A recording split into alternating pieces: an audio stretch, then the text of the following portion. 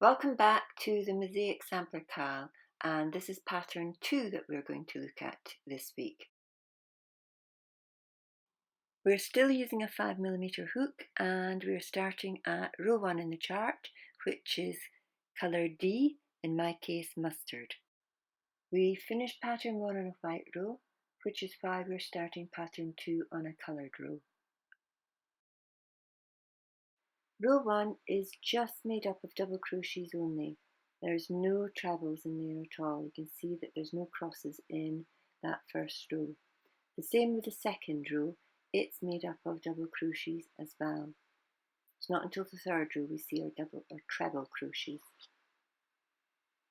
So I'm going to go and crochet those 2 rows, and I'll see you back at row 3. You can see that I've crocheted the mustard and white row of the double crochets, and I'm now ready to crochet row 3, which is mustard, and we've got 5 double crochets to start with into the back loop, and then we've got 2 treble crochets drop down 2 rows into the front loop. Here I am doing my 5 double crochets and 2 treble crochets. I wish I was as quick as this the whole time.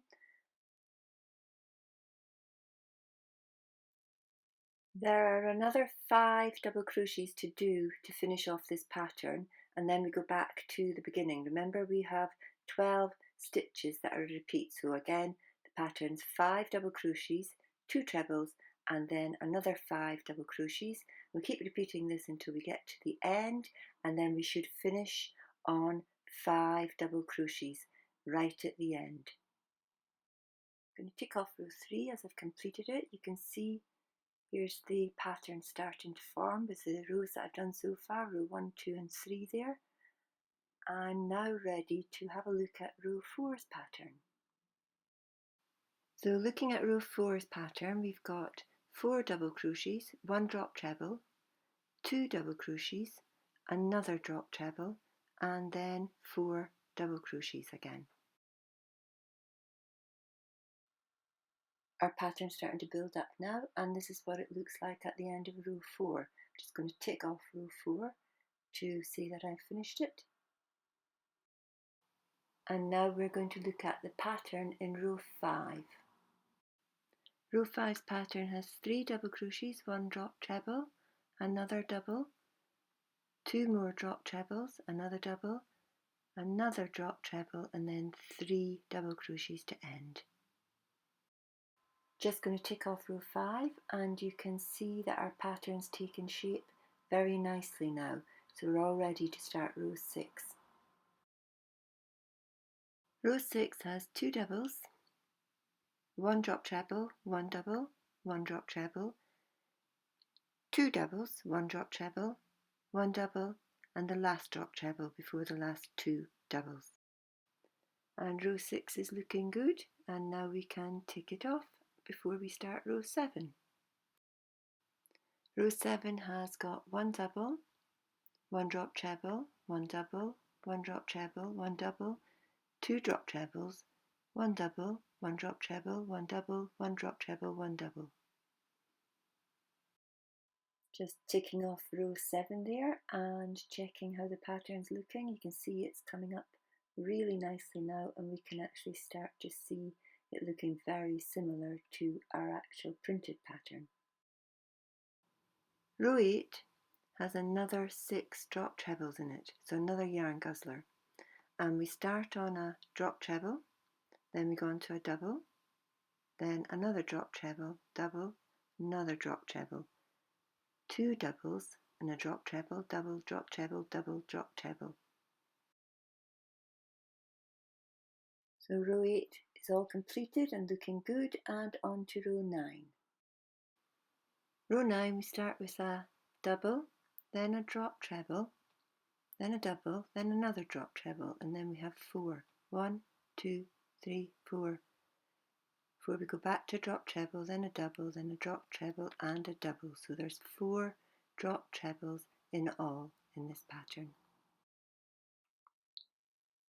And this is what happens when you don't read your pattern properly. You can see I've dropped the trebles here, and I shouldn't have, so I now have to frog back to where I'm pointing to and rework the rest of that row.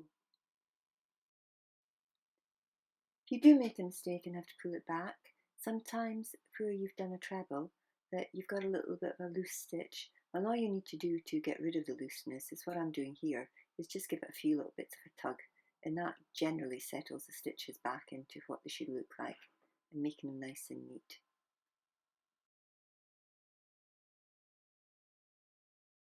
Hooray, I made it to the end of row 9 and everything's looking as it should. So that means that I can actually finally tick row 9 off and start on row 10. Row 10 starts on a drop treble, double, 1 drop treble, and then it's 1, 2, 3, 4, 5, 6 doubles, and then another drop treble, a double, and finish on a drop treble. Row 10 ticked off and ready to go on to row 11, so we're just checking up the pattern, how it's looking compared to the printed one. It's looking good. So now we're ready to go on to row 11. And row 11 we're back to 2 drop trebles, so it's 1 double, 1 drop treble, and then it's actually 8 doubles, a drop treble, and then a double. You can really see our pattern now, and I'm just going to quickly do a row 1 of the next pattern so we can actually see that row of mustard a bit better. And row 1 of the next pattern is a drop treble to start with 10 double crochets and a drop treble to finish. 2 drop trebles in all this pattern. We go a tick in row 1 and we can see how clear that pattern's looking now. Looking beautiful. And when you've finished all 3 sections of pattern 2, and whatever colours you have chosen to do, this is what it should look like. So you've got your mustard section, the blue section, in my case the dark brown section. And I will see you next week for pattern 3. Have fun with pattern 2.